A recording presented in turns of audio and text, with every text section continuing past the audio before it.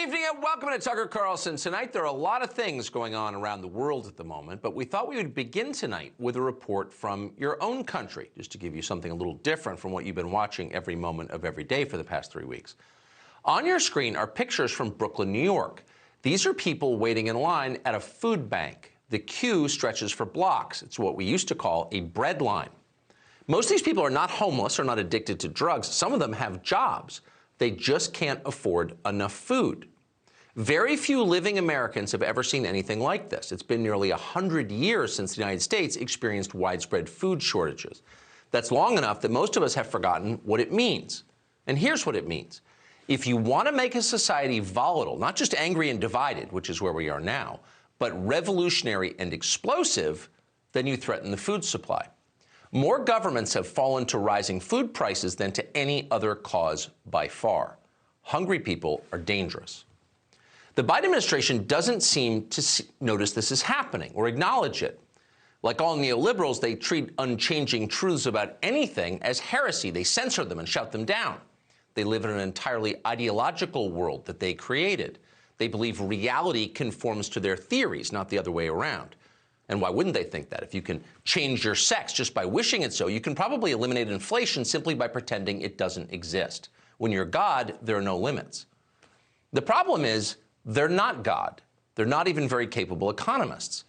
More than a decade of reckless fiscal policies have devalued the U.S. dollar to the point that middle-class people can barely survive in the United States. Now, the suffering of regular Americans doesn't have the thrilling imminence of, say, war footage from Ukraine, but it's real. And it matters.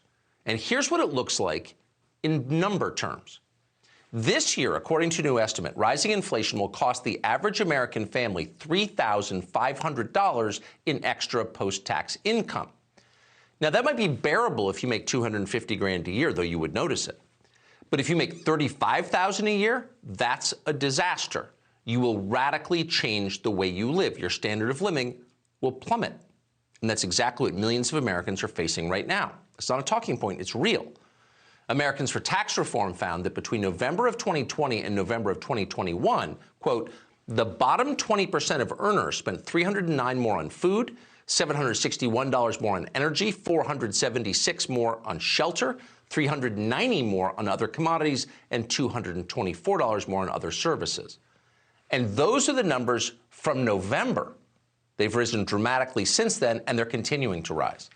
Nationally, meat, poultry, fish, eggs up 13%. In San Francisco, a dozen eggs is almost $5. Orange juice in Miami is over $4. So is a chicken breast in Boston. A pound of ground beef hamburger in LA, $6.34. A pound of bacon in New York City, $7.28. In Chicago last year, green grapes cost $2.50 a pound. Now they're $4. The price of chicken wings in the Catskills went from $8 to $20. Order something else.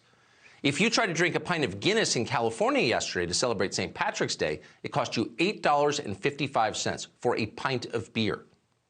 Prices of everything are rising far faster than wages are, a lot faster. And that means that in very real terms, the most real, people are becoming poorer.